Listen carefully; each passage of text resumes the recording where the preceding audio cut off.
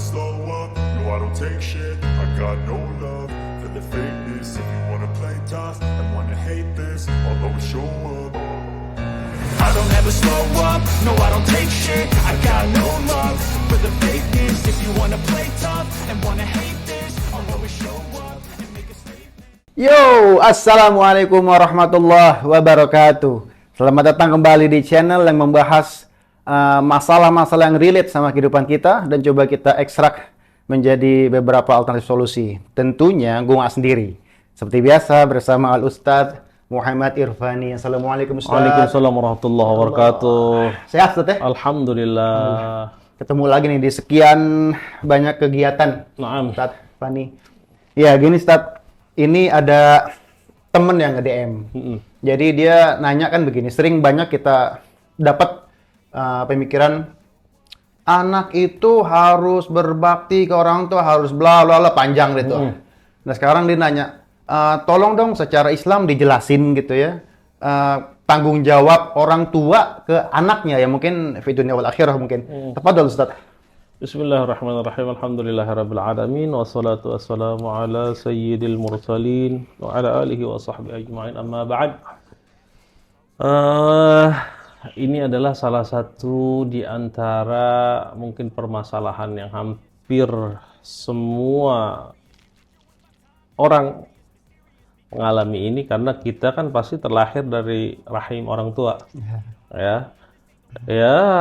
Mungkin ada yang terlahir dari rahim orang tua yang saleh, atau terlahir dari rahim orang tua yang mungkin kurang mengerti agama. Di dalam hal ini Nabi Muhammad Shallallahu Alaihi Wasallam itu mengajarkan kepada kita untuk senantiasa mengajarkan, mendidik anak-anak yang ada di dalam keluarga kita. Entah itu anak yang dilahirkan dari rahimnya atau anak yang dilahirkan, mungkin kita bisa bilang anak kandung ataupun yang lain sebagainya. Ya, mungkin ada anak adopsi, ada anak angkat, ataupun keponakan yang dirawat oleh mereka. Maka kewajiban orang tua adalah yang pertama tentunya adalah memberikan nafkah. Nafkah ini bisa berupa sandang pangan, ya, makan, pakaian, maka itu adalah kewajiban dari orang tua kepada anaknya. Kemudian lebih besar daripada tanggung jawab sandang dan pangan itu, ada juga kewajiban dan juga tanggung jawab yang nantinya akan dimintai pertanggungjawaban oleh Allah Subhanahu wa taala. Karena kan sesungguhnya kita ini punya anak itu bukan milik kita. Orang dikasih anak memang dari rahim istrinya, memang dari asal muasalnya itu berasal dari darah dagingnya. Tapi itu bukan milik kita. Itu semua milik Allah Subhanahu wa taala. Kita hanya dititipkan oleh Allah keturunan, anak, putra, putri. Untuk apa? Yang pertama adalah untuk kita didik. Didiknya dalam hal apa? Ya pastinya kalau berbicara tentang agama Islam, maka tentu kita akan membahas ini dalam pembahasan yaitu ibadah sang anak, kemudian aurat sang anak, kemudian ajaran-ajaran lain yang menjadikan anak ini nanti akan menjadi investasi akhirat orang tuanya. Nah, maka seorang orang tua memiliki kewajiban yang pertama, ya tadi memberikan nafkah berupa sandang pangan, kemudian yang lebih besar lagi tanggung jawabnya adalah mendidik anak tersebut, mengenalkan anak tersebut kepada Allah Subhanahu wa taala. Nah, ini mungkin luput daripada mayoritas orang tua yang ada di negara kita saat ini. Banyak orang tua yang lebih mementingkan anak-anaknya bisa bermain musik. Banyak orang tua yang mementingkan anak-anaknya yang penting bisa bahasa Inggris. Bahkan orang tua rela merogoh koceknya jutaan, bahkan mungkin puluhan juta biar anaknya bisa main musik, biar anaknya bisa bahasa Inggris. Tapi mereka lupa bagaimana cara ngajarin anaknya ini biar bisa mengenal Allah Subhanahu wa taala. Ini yang luput daripada pandangan orang tua yang sekarang. Mereka lebih mementingkan urusan-urusan duniawi dan mereka mengesampingkan urusan-urusan akhirat. Padahal yang nanti yang dimintai pertanggungjawaban oleh Allah adalah sholatnya, bacaan Qur'annya. Bukan nanti ketika di alam kubur, ketika ditanya sama malaikat, Bapak ente ngajarin musik apa enggak? Bapak ente ngursusin bahasa Inggris apa enggak? Enggak. Tapi yang ditanya bagaimana sholatnya. Nah ini. Kemudian, kewajiban seorang orang tua kepada anak-anaknya kemudian adalah menjadikan anak tersebut anak yang bisa bermanfaat untuk dirinya dan keluarganya. Nah, kita kan sekarang kan kebanyakan anak, ya kita punya duit, kita punya harta, anak mau apa kita turutin. Padahal itu semua adalah cara mendidik yang kurang bagus. Kenapa? Memanjakan anak. Kita lihat orang-orang sukses. Nggak usah lihat urusan-urusan agama dulu, kita lihat urusan dunia. Bagaimana orang-orang yang memiliki kesuksesan dalam hal-hal duniawi, mereka mendidik anaknya dengan apa? Apakah dengan diberikan jabatan? Kayak yang sekarang. Atau diberikan modal untuk usaha? Sama juga. Atau diberikan apapun itu yang memanjakan anaknya, tapi tidak membuat anak itu berkembang di dalam perkembangan duniawi atau perkembangan ukhrawi atau perkembangan akhirat. Maka kewajiban orang tua yang paling utama adalah mendidik dan juga membentuk karakter dan juga akhlak anak-anaknya, bagaimana bisa berakhlak seperti orang-orang soleh, berakhlak seperti orang-orang yang memiliki budi pekerti yang baik. Maka Nabi SAW memberikan salah satu tips, kisi-kisi kita untuk mengajarkan kepada anak kita bagaimana caranya biar anak kita ini jadi anak yang manfaat dunia dan akhirat. Kata Nabi dalam salah satu hadisnya, "Addibu auladakum ala thalathi khisalin." Didiklah anak-anak kalian dengan 3 perkara. Yang pertama apa? Hubbun Nabi sallallahu alaihi wasallam. Ajarin anak untuk mencintai Nabi Muhammad sallallahu alaihi wasallam. Gimana caranya anak kita bisa cinta sama Nabi Muhammad? Ya kenalkan mereka dengan Nabi Muhammad. Gimana mereka bisa mengetahui kepribadian Nabi Muhammad? Ceritakan tentang akhlaknya Nabi Muhammad. Nah, ini adalah kewajiban orang tua yang sesungguhnya. Kemudian yang kedua adalah hubbu ali baitin Nabi. Mencintai keluarga Nabi sallallahu alaihi wasallam tanpa terkecuali. Banyak ajaran-ajaran agama Islam yang saat ini ada. Mungkin mereka hanya mengajarkan kita untuk cinta kepada sebagian sahabat dan membenci sebagian sahabat yang lainnya. Maka ini adalah sesuatu yang kurang bagus, enggak fair dan kurang adil. Karena Nabi yang mengatakan hubbu ahli baitin Nabi, mencintai seluruh keluarga Nabi. Siapa keluarga Nabi? Orang tua Nabi, keluarganya Nabi. Ya. Ajarkan mereka untuk meyakini bahwasanya orang tua Nabi Muhammad itu bukanlah orang kafir yang masuk ke dalam neraka. Ya. Karena sebagian daripada ajaran tetangga kita, ya orang-orang yang saudara-saudara Islam kita ngajarin kita untuk apa? Oh, orang tua Nabi itu kafir, orang tua Nabi itu nggak beriman kepada Nabi Muhammad. Orang tuanya Nabi itu bukan tidak beriman kepada Nabi Muhammad, melainkan mereka berada di dalam masa kekosongan. Ya, jadi tidak ada risalah, tidak ada ajaran yang diajarkan kepada orang tuanya Nabi, namun mereka itu tetap dikatakan oleh Allah dalam Al-Quran, apa kata Allah? وَمَا كُنَّا مُعَذِّبِينَ حَتَّى نَبْعَثَ رَسُولًا. Dan aku itu tidak akan mengazab daripada kaumku atau hamba-hambaku sehingga aku utus kepada mereka seorang Rasul. Jadi Nabi Muhammad itu orang tuanya jauh dari risalah. Dari zaman Nabi Isa kepada Nabi Muhammad itu kurang lebih 500 tahun. Maka bagaimana Nabi Muhammad akan mengenal ajaran Nabi Isa? Padahal dia sedang mengandung seorang anak yang akan memberikan satu risalah kepada umat manusia, yaitu Nabi Muhammad SAW.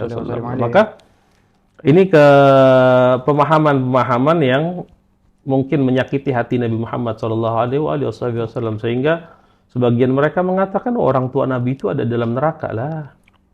Ini adalah pemahaman yang salah. Bagaimana? Bayangkan kalau kita ini lagi ngobrol sama teman kita, tahu-tahu teman kita ngomong, orang tua ente ada di neraka. Waduh. Nah, adapun ada hadis, saya menjelaskan sedikit tentang bagaimana pemahaman-pemahaman yang kurang baik atau pemahaman yang kurang tepat dalam kehidupan nyata saat ini, bahwasanya mereka menyatakan hal itu berdasarkan hadis Nabi, abi wa abukum finnar, kata Nabi dalam hadisnya, bapakku dan bapakmu ada dalam neraka. Orang Arab itu biasa memanggil paman mereka itu dengan kata abun. Nah, jadi yang dimaksud abi di sini bukanlah orang tua kandungnya Nabi Muhammad, tapi adalah pamannya Nabi Muhammad. Siapa pamannya Nabi Muhammad? Abu Lahab pamannya Nabi Muhammad. Jadi yang jelas itu, yang sudah jelas masuk ke dalam neraka itu adalah Abu Lahab pamannya Nabi Muhammad. Dikatakan dalam Al-Quran, tabbat yada abi lahab wa tab. Nah, ini.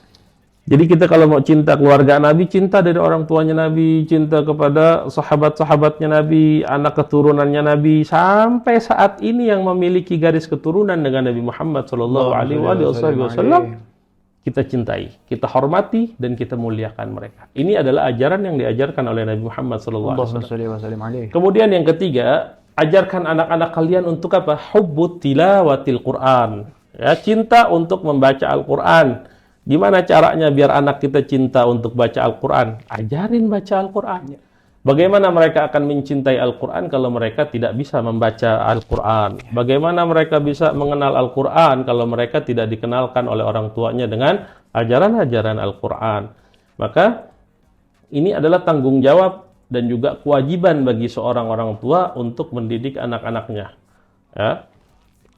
Kemudian, hal lain yang harus kita perhatikan, Allah Subhanahu wa Ta'ala itu menganjurkan kepada kita agar tidak meninggalkan anak-anak kita dalam keadaan lemah. Lemah ekonomi, lemah iman, kemudian lemah apapun yang akan menjadikan anak kita ini nantinya akan jauh dari Allah atau jauh dari Rasulullah SAW. Makanya di dalam ajaran agama Islam ada yang namanya hukum waris. Nah, hukum waris itu adalah hukum yang memberikan kepada umatnya Nabi Muhammad agar mereka bisa menyisihkan atau meninggalkan kepada anak-anak mereka sebagian hartanya. Namun jangan disalahartikan. Ketika kita mengartikan waris ini, jangan sampai kita yang nggak tahu apa-apa berebut waris. Betul. Mengambil hak waris yang bukan hak kita. Nah, ini adalah salah satu di antara kesalahan yang fatal. Ya, kesalahan yang fatal yang ada di dalam kehidupan kita saat ini. Nah, kemudian kita diberikan oleh Allah Subhanahu wa Ta'ala satu pelajaran bahwasanya kita tidak boleh menjadikan anak-anak kita itu anak-anak yang durhaka. Gimana durhaka? Ya melawan sama orang tua, nggak taat sama orang tua. Padahal kita mau lihat dari sisi manapun, kita mau lihat dari agama manapun, orang yang berbakti kepada kedua orang tuanya, maka dia akan menjadi anak yang mendapatkan kesuksesan di dunia maupun di akhirat. Kita saksikan sekarang. Banyak orang-orang yang mereka malah acuh kepada orang tuanya, nggak mau ngurusin orang tuanya. Padahal orang tua itu ketika kita masih kecil, kita ngomong ribuan kali tetap disautin, tetap dijawab sama orang tua kita. Tapi sekarang kita ketika melihat orang tua kita berbicara ataupun meminta berulang kali karena pikun atau karena lupa, terkadang seorang anak merasa risih atau merasa dia terbebani dengan orang tuanya yang pikun tersebut. Padahal demi Allah, demi Rasulullah SAW, orang tua itu adalah karamah. Kalau kita bisa bilang bahasa Betawi, keramat. Ya, keramat artinya apa? Senjata kita untuk kita meraih kesuksesan adalah orang tua kita. Allah. Kalau kita mau sukses di dunia, rawat orang tua kita, hormati orang tua kita, bakti kepada mereka, berikan mereka kesenangan, berikan mereka kebahagiaan. Insya Allah. Nah, maka ini akan menjadi salah satu kunci untuk kita meraih kesuksesan di dunia maupun di akhirat. Nah, itu adalah kewajiban orang tua. Jadi orang tua itu memiliki kewajiban untuk mendidik anak-anaknya. Ya, karena apa? Nanti ketika di dalam akhirat, ketika anak kita nggak bisa sholat, anak kita nggak bisa baca Quran, anak kita nggak nutup aurat, ini bahaya untuk bapak-bapak, ibu-ibu yang punya anak perempuan khususnya. Sehelai rambut perempuan yang keluar mereka kemudian dilihat dengan orang lain yang bukan mahramnya, itu menyeret daripada orang tuanya untuk masuk ke dalam nerakanya Allah Subhanahu wa Ta'ala. Bayangkan betapa besarnya tanggung jawab yang Allah berikan daripada seorang anak. Maka dulu orang tua saya, buyut saya pernah bilang apa? Gua mah mendingan punya kebo dibandingkan anak perempuan. Kenapa? Karena kalau kita punya kebo, kita cambuk nurut. Iya. Tapi kalau punya anak perempuan, apalagi zaman sekarang. Kalau dulu kita diomelin sama orang tua kita nunduk. Kita dulu diomelin sama orang tua kita. Orang tua kita dehem aja tuh kadang-kadang. Udah bingkatan gitu ya. Tapi kalau anak sekarang enggak. Ya, ada orang Betawi bilang, lu kalau sekarang marahin anak lu, lak-lakan lu dilongok sama anak lu. Bahasanya, kita dilawan dengan orang tua kita. Maka perhatian kepada kita yang masih milik orang tua, yang masih punya orang tua, apalagi seorang ibu yang dikatakan oleh Nabi SAW, siapa yang paling pantas kita untuk berbakti kepadanya? Ibu. 3 kali Nabi mengulangi hal tersebut. Artinya apa? Bahwasanya posisi dan juga seorang ibu itu mempunyai tempat yang spesial bagi anak-anaknya, sehingga Nabi SAW mengatakan hal tersebut berulang kali. Kita harus berbakti kepada orang tua kita, ibu kita. Nah, maka kewajiban seorang anak kepada orang tuanya cukup taat kepada orang tuanya, jaga dirinya agar tidak menyakiti hati orang tuanya. Ya, karena yang paling sakit itu adalah ketika anak yang kita ajarkan untuk berbicara lebih tinggi daripada orang tuanya, atau mengangkat suara lebih tinggi daripada orang tuanya. Gimana nggak sakit? Yang ngajarin ngomong kita, yang ngasih makan kita, yang nyebokin kita, udah gede dia ngomongnya lebih tinggi dari kita.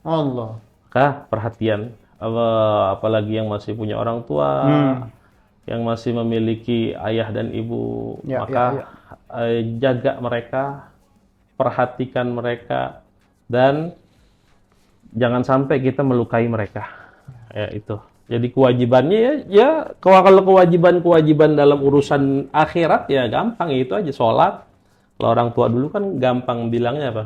Tong, lu kerja apapun, tinggal dimanapun, jangan tinggalin sholat sama ngaji. Udah, cukup. Maka itu adalah kalimat yang seakan-akan kita mendengarnya pendek, remeh, tapi kalau kita jalanin, itu adalah sesuatu yang akan menjadikan kita orang-orang yang akan sukses atau orang-orang yang memiliki derajat di mata Allah Subhanahu wa Ta'ala. Meskipun di dunia mereka nggak jadi apa-apa, tapi di mata Allah mereka adalah orang-orang yang mulia. Maka Allah mengatakan dalam Al-Quran ketika Allah memerintahkan kepada umatnya Nabi Muhammad, wa qadha rabbuka alla ta'budu illa iyyahu wa bil walidaini ihsana.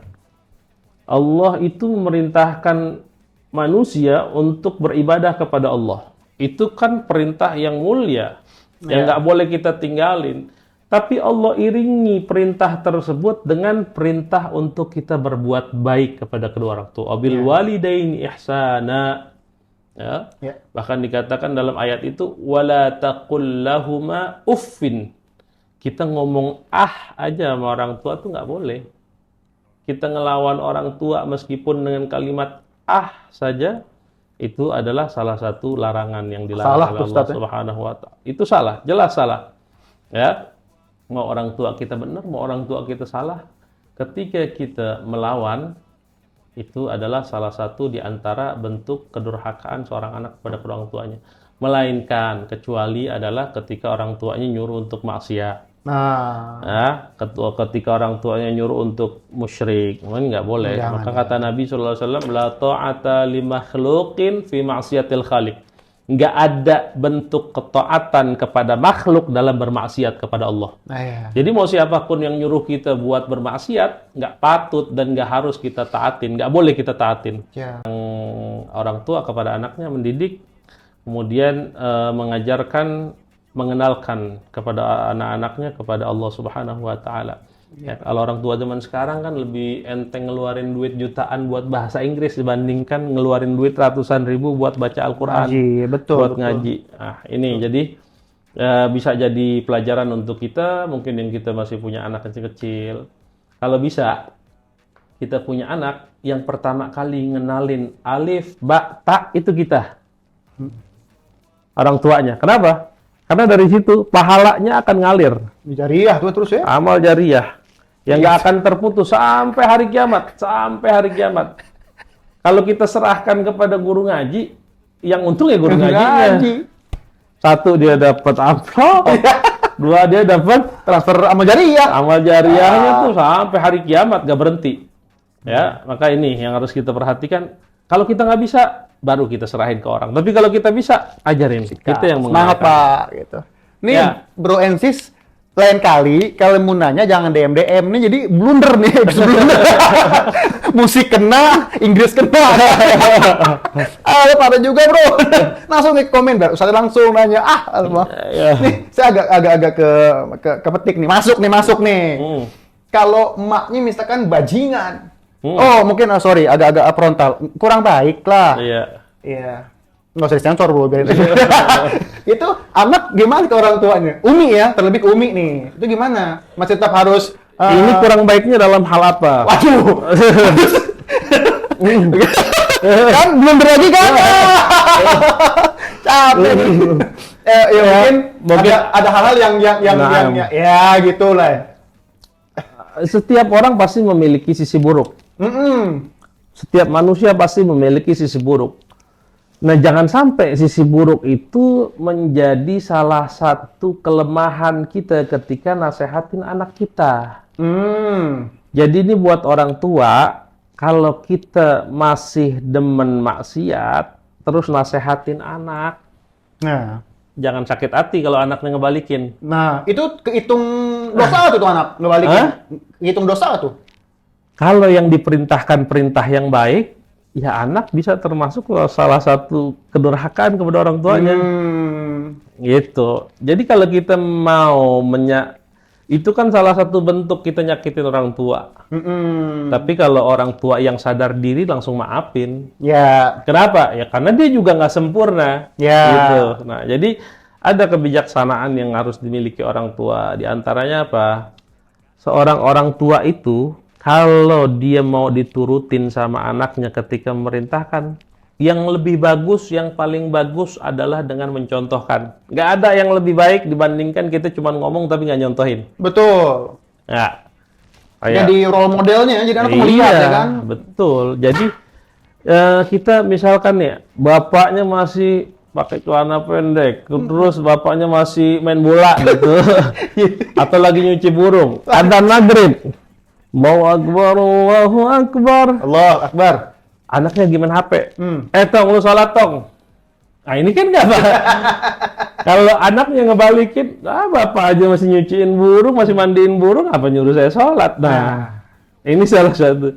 Makanya kita kalau mau memberikan suatu perintah kepada anak itu harus menjadi contoh. Ya. Contohin, bapaknya rapi, pakai sarung, pakai baju koko, pakai peci. Nah, yuk sholat yuk. Itu lebih masuk. Betul.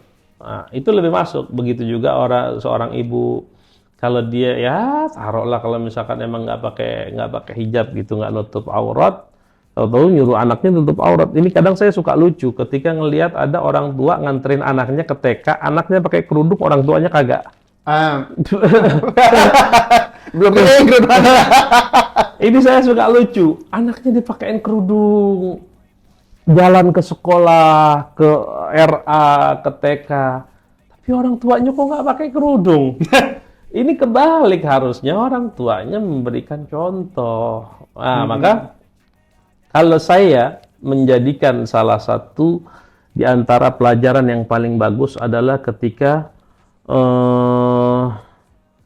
Allah Subhanahu wa taala berfirman di dalam salah satu ayat, wa idz qala Luqman libnihi, ya, ketika Nabi Allah Luqman itu memberikan salah satu pelajaran kepada anaknya, atau Nabi Ibrahim alaihi salatu wasalam ketika mendidik Nabi Allah Ismail alaihi salatu wasalam. Kita lihat Nabi Allah Ibrahim seorang nabi, Nabi Allah Ismail adalah seorang anak dari seorang nabi. Ketika bapaknya ini memerintahkan atau mendapatkan satu perintah untuk menyembelih anaknya, kalau bukan anak soleh nggak bakal mau disembelih. Iya. Ya. Nabi Ismail ketika diperintahkan atau mendapatkan satu mandat untuk disembelih, fanzur madza taro, kata Nabi Ibrahim. Itu bijaksananya Nabi Allah Ibrahim ketika mendapatkan ilham untuk menyembelih anaknya Nabi Allah Ismail. Anaknya itu ditunggu puluhan tahun, Nabi Allah Ismail. Nabi Allah Ismail itu ditunggu puluhan tahun oleh Nabi Allah Ibrahim. Jadi Nabi Ibrahim itu punya anak agak tua. Allah. Ketika anaknya sudah sampai umur remaja, lalu Allah perintahkan kepada Nabi Ibrahim, sembelih anakmu. Itu dalam mimpi. Maka kata Nabi Ibrahim, ya Ismail, inni ara fil manam anni adzbahuk. Kata Nabi Ibrahim, sungguhnya aku melihat dalam mimpi bahwasanya aku diperintahkan buat menyembelihmu. Fanzur madza tara. Bagaimana pendapatmu, hai anakku? Ini namanya kebijaksanaan seorang orang tua. Lihat bagaimana cara mendidiknya Nabi Allah Ibrahim kepada anaknya. Nggak langsung ujuk-ujuk, ayo lu sini, gue sembelih. Enggak kan? Jadi itu pakai yang namanya akhlak, pakai etika, memberikan suatu kebebasan berpendapat kepada anaknya. Iya. Apa kata Nabi Ismail ketika fanzur madza tara? Ya abatif al ma tu'mar, kata Nabi Ismail. Wahai abakku, wahai ayahku, lakukan apa yang diperintahkan kepadamu. Allah. Satajiduni insyaallah minas sabirin. Insyaallah saya bakal sabar ngadepin itu semua. Kita mau punya anak kayak Nabi Ismail, iya jadi Nabi Ibrahim dulu. Nah, jadi kalau kita ini mau menjadi punya anak yang soleh, kitanya juga harus perbaiki diri kita. Ya. Jadi sama-sama perbaiki. Kalau kata orang-orang makalah zaman Arab dulu, ta'til buyut min abwabiha. Jadi anak itu gimana bapaknya? Ya, kalau peribahasa kita buah jatuh Buah jatuh, tidak jatuh jauh dari pedagangnya. Dari pohonnya. Buah nggak jatuh jauh dari pohonnya. Ya berarti kalau kita mau punya anak yang soleh, cerminkan kepada diri kita bagaimana kita melakukan hal-hal yang baik. Ya, jadi ini adalah salah satu di antara cara mendidik kewajiban kita. Kalau kita mau anak kita baik, perbaiki diri kita. Kalau kita mau punya keturunan baik, perbaiki kita sebagai orang tua, hubungan kita kepada Allah, hubungan kita kepada Rasulullah, kemudian hubungan kita kepada tetangga-tetangga, perbaiki. Maka ini insya Allah akan menjadikan salah satu efek kepada anak kita menjadi anak yang tumbuh dengan kebaikan-kebaikan yang kita lakukan. Ya, siap. Jadi emang kita sebagai orang tua harus nyontoin ya, Ustaz ya? Betul. Satu nanya, Ustaz. Ya. Ini kalau ini orang tua udah ngedidik baik nih, anak perempuan deh khususnya deh, udah baik, tiba-tiba mungkin di pertengahan jalan hidupnya gitu ya, dia ngambil jalur kiri, gelap deh tuh. Orang tua udah meninggal nih. Itu nanggung nggak tuh? Kalau kita katakan nanggung apa enggak, kalau sudah menjadi kewajiban, udah disampaikan, maka terlepas orang tuanya daripada hal tersebut. Apalagi kalau udah dinikahin. Iya. Ya, kalau udah nikah itu kan tanggung jawab orang tua kan berpindah kepada suami. Berarti kalau udah nikahin, kemudian ketika nikah itu anak masih baik-baik aja, habis nikahin bapaknya meninggal. Kemudian anak ini menjadi istri, kemudian salah jalan. Tanggung jawab suaminya. Udah menjadi suatu kewajiban daripada suami untuk menanggung hal tersebut. Nah, yang penting satu, kita sudah memberikan pelajaran, pengajaran yang terbaik kepada anak kita. Oke, sampein deh. Anaknya udah dimasukin pesantren, anaknya udah diajarin ngaji, anaknya udah diajarin sholat. Entar urusan anaknya mau sholat kek, mau kagak kek, mau ngaji kek, mau kagak kek, itu tanggung jawab anaknya. Yang penting orang tua sudah melakukan kewajibannya. Ngajarin ya. Itu. Siap, Jadi nggak bisa kita akan menanggung beban anak itu seumur hidup, nggak. Ya, jadi yang penting kita melakukan kewajiban kita, yaitu seperti Nabi SAW. Nabi itu diperintahkan untuk menyampaikan, tapi Nabi nggak diperintahkan untuk orang yang disampaikan wajib beriman. Walaupun kamu cinta, maka dia tidak akan mendapatkan hidayah, melainkan Allah yang memberikan hidayah. Ya. Siap. Oke bro, and sis, ini agak asam lambung agak naik. Kes-kesan sama Ustadz Fani, kes-kesan nih nggak pakai di sela-sela nih. Udah pokoknya udah kejawab bro. Next, lo tulis di kolom komentar, oke? Jadi nggak usah DM-DM-an dah, ya nggak? Jadi untuk pembahasan kali ini udah dikupas tuntas sama Ustadz Fani. Silahkan dikembalikan lagi ke bro and sis semuanya. Oke, sebelum gue tutup, gue mau ngucapin terima kasih untuk semuanya yang udah setia selalu nonton kita bareng-bareng sama kita. Silahkan lo tulis komen apapun keresahan kalian semua. Oke, sebelum gue pamit mundur, biasa gue cuma mau ngingetin yang belum klik subscribe dan juga loncengnya dan like and share-nya, silahkan. Yang udah, thank you banget. Oke, tanpa berpanjang lebar, saya Fani, terima kasih dan semuanya. Assalamualaikum warahmatullahi wabarakatuh. Waalaikumsalam warahmatullahi wabarakatuh. Never slow up, no I don't take shit. I got no love for the fakeness. If you wanna play tough and wanna hate this, I'll always show up. I don't ever slow up, no I don't take shit. I got no love for the fakeness. If you wanna play tough and wanna hate